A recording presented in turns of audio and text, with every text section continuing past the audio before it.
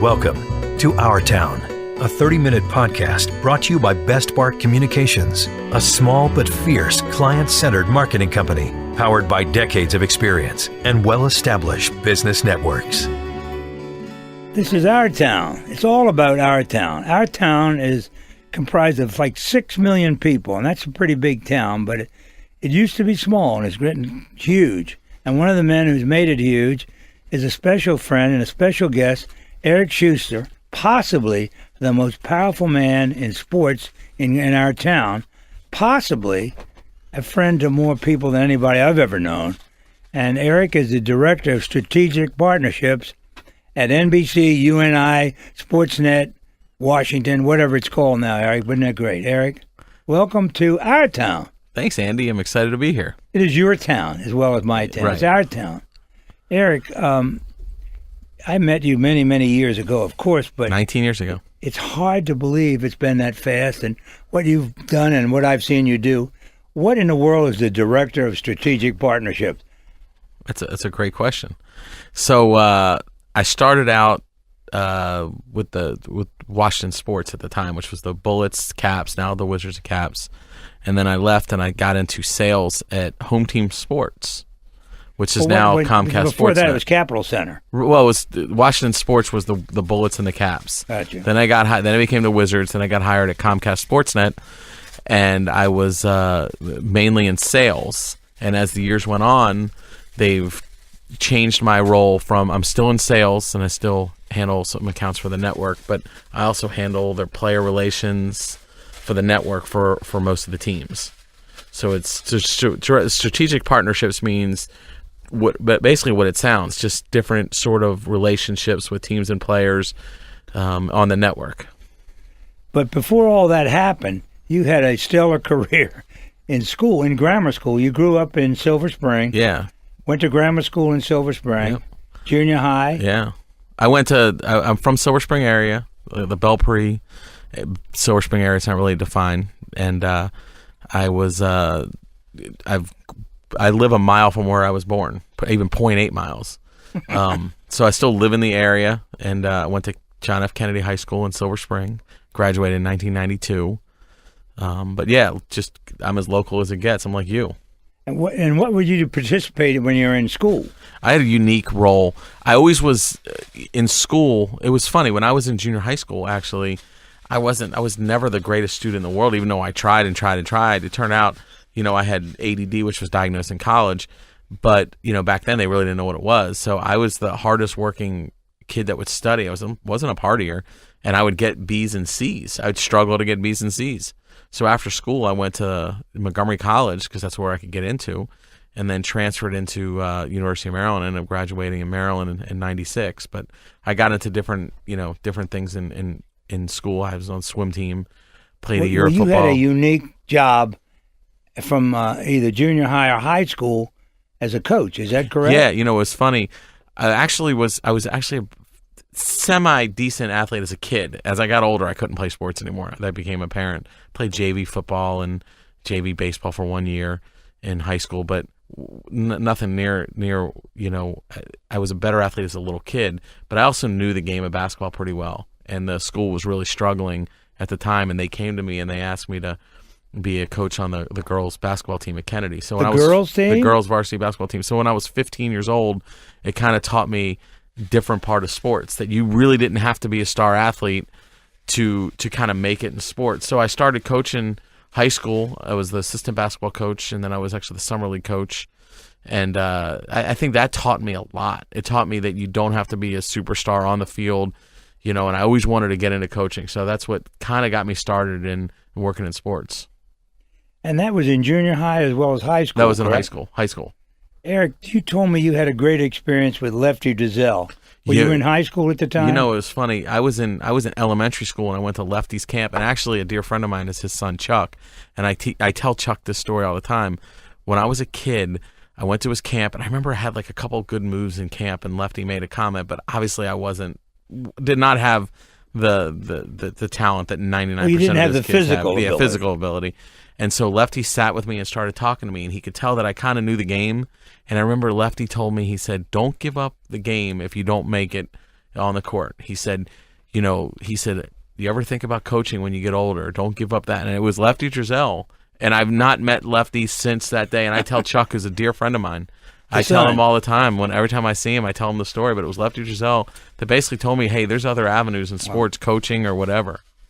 Well, I wish I'd have known, because we put Lefty into the Washington, D.C. Sports Hall of Fame 2 or 3 years ago. Yep. And it was great to see the old left-hander back in town again, because I had great experiences with Lefty his at son's a great WML guy. Radio and Channel 7. There was a time University of Maryland basketball had to be on television because they couldn't satisfy the ticket demand. Right. The game was so huge. Anyway, I don't want to get away from that, but I'll get back to that in the future. But we're talking to Eric Shuster, the Director of Strategic Partnerships of NBC UNI Sportsnet Washington, and we'll be right back. Continue our talk about our town. Hi, Tony Sybil here to tell everybody about our wonderful restaurants at Washington Harbor. Tony and Joe's, the best seafood in the city. Nick's Riverside Grill, wonderful chops and steaks. Wonderful views of the Kennedy Center, Roosevelt Island, the Roslyn skyline. Spectacular. 2 bars outside, right on the water. Fabulous food. For dinner reservations, call 202-944-4545. It's really a great experience. We'll see you down at Tony and Joe's or Nick's Riverside Grill. You're listening to Our Town with Andy Ockershausen. Brought to you by Best Bark Communications. Eric, one of the things that it appears to me, and I've worked with it for 50 years, and you're new at working with it, and that is kids come to me and come to you now and say, how do I get into sports? Broadcasting. How do I get into sports marketing? Right. How do I get into life? How do I get into TV? I mean, and they're always, the constant thing is always, how do I do it? Right. What is your advice? Well, it's funny. A lot of kids roll in here and, I always tell them that, grad school is great, but to me, even better is just internships. Get involved, work for free, and don't just intern when you get a job. Make your mark. Let people know you. That was the one thing, whether your work is good or bad, you don't want to be a great intern that no one knows who you are. So get involved, become an intern, and if you get to a situation, ask people for if they need help while you're there. Let people know who you are. Be a go-getter. I think too many kids nowadays, grad school's great, but I think an internship is just as important as grad school, depending what you want to get into. If you're a doctor or a lawyer, obviously grad school, but internship to me is just as important. Well, Eric, how about, are there any courses or anything you can take to learn our business? People are asking me that question, and I've never found a way to learn a business except be in it. I know there's programs that have, sports management, and I don't know much about them, so they may be fantastic. I don't know. But I can tell you that, to me, getting involved in interning is the best thing, whether it's at, a radio station, television stations, the sports teams. There's enough sports teams, and just meet as many people as you can. Eric, you're speaking to the choir, because I started as a messenger right here at WMAL so many years ago. The players had leather helmets. Yeah. The ones that had heads. Right. The ones that had heads. Eric, this is Eric Shuster again. I got to read. He has been written about by the Washington columnist Dan Steinberg, and also what's the guy that Tom wrote Lavero. Very good man. Had some very generous words to say. He's a very good man. But truly, Eric, I've seen it up close to in many different ways. How have you gotten so close to athletes over the years? It's funny. I think it started out. I think Rick Dempsey was the first guy, former Oriole catcher, World Series MVP. And I remember bumping into Rick in a lobby of our building. I went there at night to do some work, and I was like, "Wow, you're Rick Dempsey." And he was like, "Yeah." And he heard my name because Rick had just come back from the L.A. area where he'd been, and this, right when he came back to start working with the Orioles. And he's like, "Wait, you were the one I was supposed to meet with. I want to get my name involved." And Rick and I went out and we did a lot of marketing deals, and to this day, he's one of my dearest friends.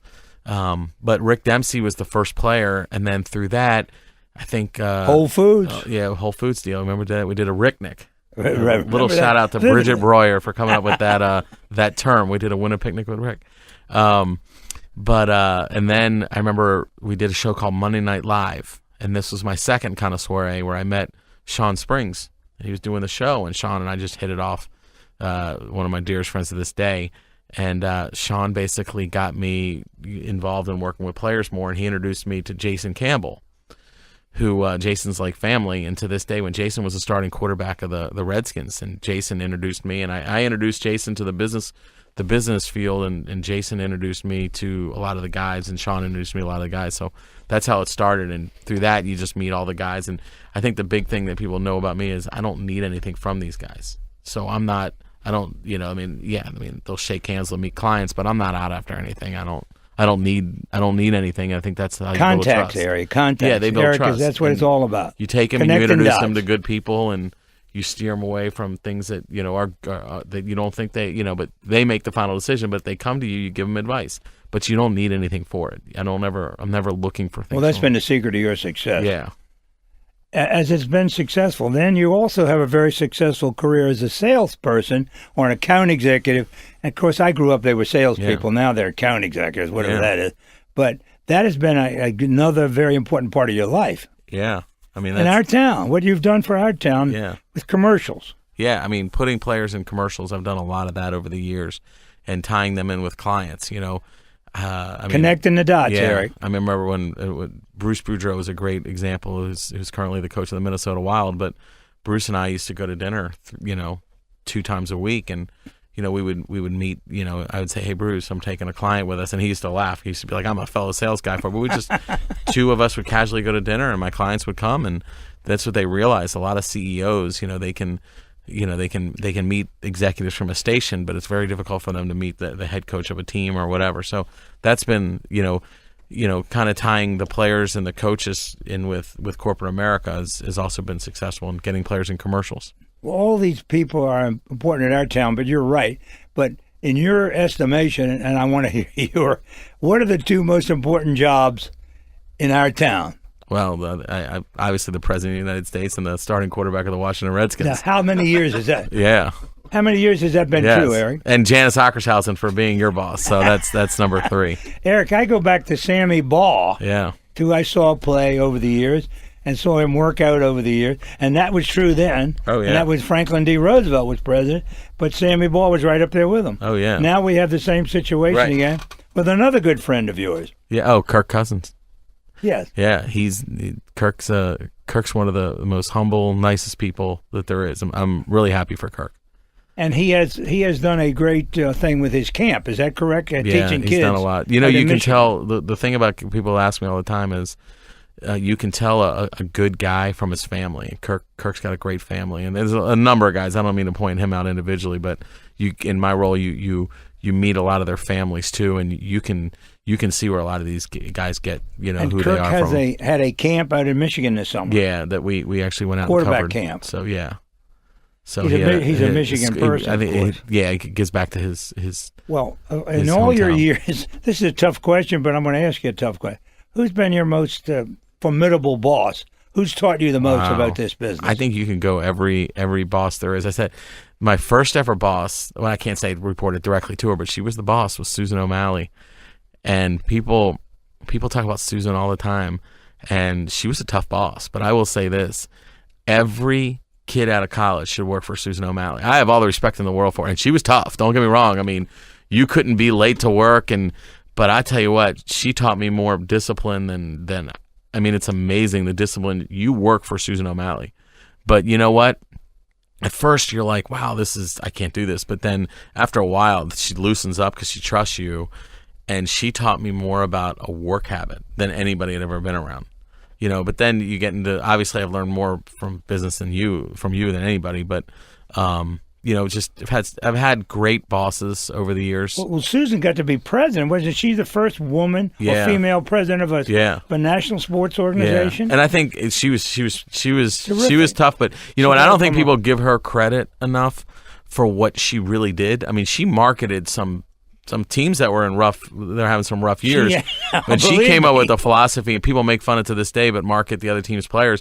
Hey, at the time, it was a great philosophy that people still use. The only way to get them in the same People seats. picked on Susan because it was just an easy target, but I got to tell you something. She, I mean, it's been 20 years since I've talked to her. Not 20 years, but 10 years. She learned a lot of that from her dad, who was a wonderful man. Yeah, I got all the respect in the world for Susan. People can say whatever they want, but she was a very, very good marketer, and a tireless worker. And sometimes when you're a tireless worker, people just take it the wrong way. But all the respect. And then, Jennifer Bowden who was my first manager at Comcast Sports Center, Jeff Wagner.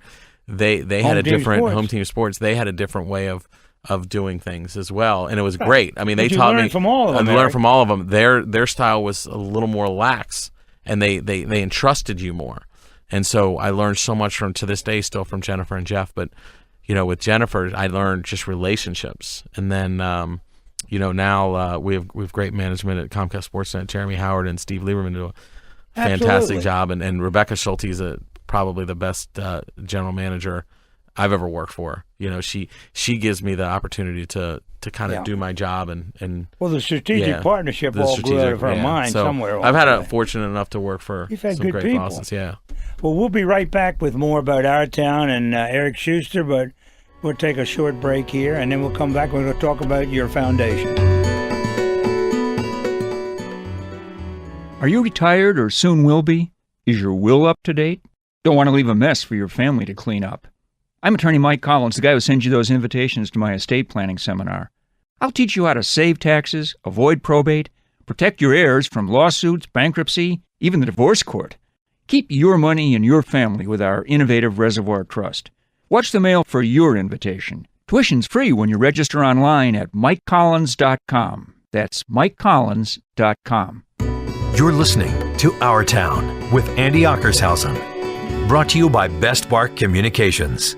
We're back in our town. I'm talking with Eric Shuster, the Director of Strategic Partnerships with NBC, UN, Universal, which is going to do the Olympics all this week, Eric, but I don't want to get into that. But there's a big problem with the Olympics that one of the Russians' big track and field team has been eliminated from the Olympics, which for use of drugs, and I don't know whether marijuana, but what is your thought about the marijuana explosion in sports and the testing, the drug testing? Well, I think the drug testing it's okay. So that's two different topics.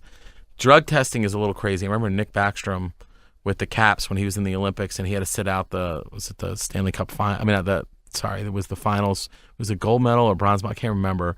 And he took he had a cold, and he took like a medicine for a cold, and he got banned. And the first thing everybody says is Nick Backstrom fails drug test.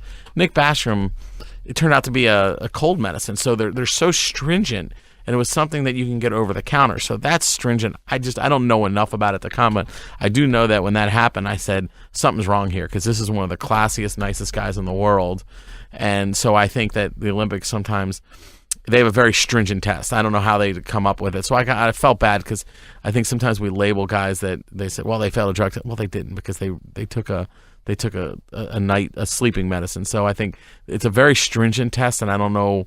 I'm not part of the decision process, so I don't want to question them. But with the track, sometimes it's hard to say because listen, if you're cheating and you're doing drugs to cheat, yes. We absolutely need that, but I don't know. Sometimes it is I think the NFL has it too, where it's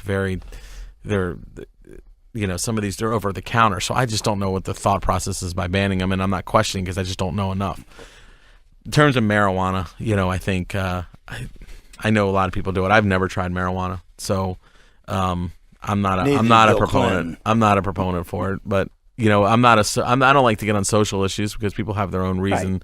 Obviously, if someone has cancer or something, I would not be opposed to them trying it. But you spend a lot of time dealing with high-profile athletes in our town. Yeah, this has been great. You've observed the good, the bad, and the ugly. Yeah, and I think I've seen a lot of guys that just don't go around it. So, I'm not, because I just think, if take away sports. If kids are out and not going to school and marijuana is legal, and that's one of the reasons I started foundations to get kids off the street. I don't want them home smoking weed. I mean, it's just that I'm against it. From that standpoint, I think it can lead to other things. Eric, I don't want to interrupt your thought, but what about your foundation? That's something I know about. Tell me, how did you get into that world? So my mom was a special ed teacher in Montgomery County Schools. She finished, I guess, close to the last 25, 30 years at Brook Grove, and I could be wrong on the amount of years it was she was there, but Brook Grove Elementary School and only. And when she passed away, it was important to me, and I had said this to my mom before, to start getting into to start helping my old high school, which really struggled, Kennedy High School. And I mean, there's like boards on the field. Like, I mean, their football field was in terrible shape. Kids weren't coming out to games. So I was trying to give back to the school and make an impact at the school. And so that's where I started the foundation, was to come give back to the school. And my real thinking was I wanted kids off the streets. You know, when school ends, and Kennedy was the athletic program wasn't as good because Good Counsel High School had opened up an only, and if you were a great athlete, you were going to go to Good Counsel through scholarship. And if you weren't a good athlete, you weren't going to play at Kennedy because you felt you were going to just get beat badly. So what do kids do when they don't participate in sports? They go home, they're doing drugs, they're on the streets. And I just said, hey, listen, I'm going to start a foundation, and I'm going to give money to Kennedy and some other schools. And I've actually had great success with, you know, getting people involved. And I think this year the coach, unfortunately, has cancer, and he's fighting a fight. And I talked to 3 Redskin players, Tressway, Dustin Hopkins, and former Redskin fullback Mike Sellers, who flew in for this. And they actually went to a Kennedy game, and stood on the sidelines with the coach and gave pregame speeches. And so I'm doing anything I can to... All for the Kennedys? All for Kennedy, because the coach has cancer. Right. But then we wrote them a nice check at the a couple of weeks later for $10,000. So that's what my foundation's trying to do, is kind of give back, and I'm trying to use some guys in the sports industry. And as Andy knows, we last year's event was Kirk Cousins came out to it, Ryan Kerrigan hosted it. Jason Campbell flew in town. I think that was the first dollars that Jason Campbell ever spent on his own. I love Jason to death, but man, getting him to open up his wallet, and he flew in and he stayed in town and he had a great time. So I joke about Jason, but it was a great maybe the classiest guy there. Great, and you made Ryan a lot Zimmerman of money. comes every Tressway. That's your Dustin second. Hopkins. You had one at Yep. one at Tony and Joe's. Yeah, we did. This was the second year. We're looking to do a third year. And I know Ryan Kerrigan has already told me that he's going to be hosting it again. So we get, and I don't mean to pick out. I hate to like name different guys. Chris Sam. I can go down the list of people that came, and I could go on and on. But they all came out and showed. But We all probably this had about money 20 then Redskins. goes into the school system to help Montgomery with County, athletics in the school systems. Yeah.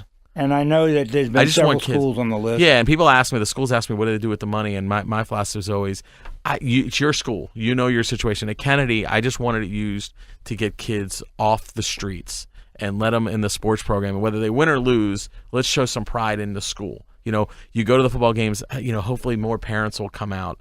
When I went there, the parents supported it. We had a boys club at the time, Wheaton Boys Club, which is a great boys club. They don't have that. So for a lot of these kids, their first soiree into sports is high school. That's why sometimes their programs aren't as good. There's no boys club. I know in Only they have Only Boys Club and some other boys clubs in the area. Damascus has a boys club, but in the Kennedy, Wheaton, Einstein area, there's no boys clubs that feed into this. So these kids that come out and play baseball, it's the first time they've ever picked up a bat, and they're making varsity. So I'm just trying to help give back to the community. Well, there are a lot of boys clubs, and my involvement with the Police Boys and Girls Club for years, and the Boys Club of Washington. PG County has some really important boys and girls clubs, and I'm so excited. But Eric, you touched on one of your strengths, and that is your travel schedule. Yeah. Tell me. How about your travel? How many away games have you been with the Redskins? Over the years, it's been a few. It fluctuates every year; is different year, but I enjoy it. I think you go to the games. Well, that's what's great for your clients. Yeah, correct? Clients enjoy it. That's your other hat that you wear. Yeah, it's so to meet the players and have them come out to dinner with you on the night before the game is the clients love it. You can give them access that they just can't get in a lot of situations. That's what I try to do with the job. Is I wanted to be someone that deals with players and corporate America and kind of tie them in together. Well, it works, and you're going to go away this fall, Eric. You're going across the pond. Yeah, that's going to be a fun trip. Where are you going? London for the game in London. So I'm excited. Never been to London. Well, you'll love it. Yeah, never been to London. But Eric, and we're all so proud of what you have done, and proud of your career as a salesperson, but also proud of your career as being able to connect players with sponsors and with people and with our operations, and it's just been great for our town. And I hope you'll be doing it for a long time. What are your plans for the future? Oh, I don't know. I'm just following you. The one thing Andy once said to me was, if you give, you will receive. And that's the biggest thing that I can take out of it, because it's the best. The people say, what's the best thing you've ever done? I think my foundation, because you're giving back. So it's been fantastic to to write people a check and give back and get guys involved. Well, but what else do you have planned beside your trip this fall? Are you going to spend some time with? One thing I've noticed about Eric over the years, he attends a lot of events and doesn't see any. Right. Is that true? Exactly. I can go to a Wizards Caps game and not even watch any of the game.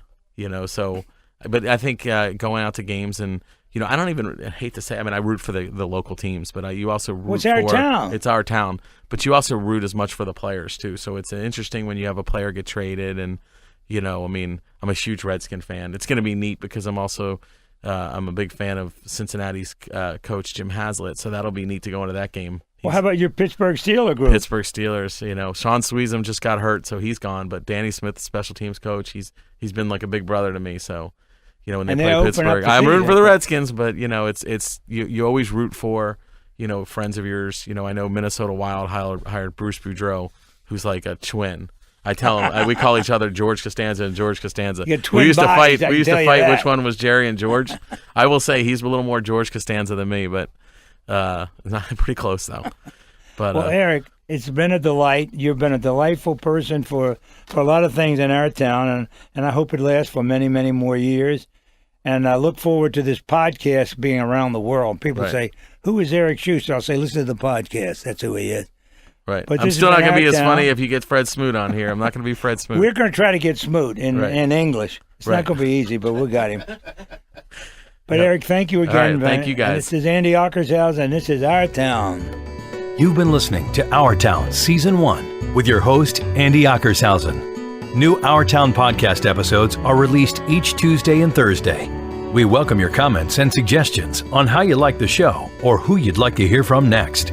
Catch us on Facebook at Our Town DC or visit our website at OurTownDC.com. Our special thanks to WMAL Radio in Washington, D.C. for hosting our podcasts.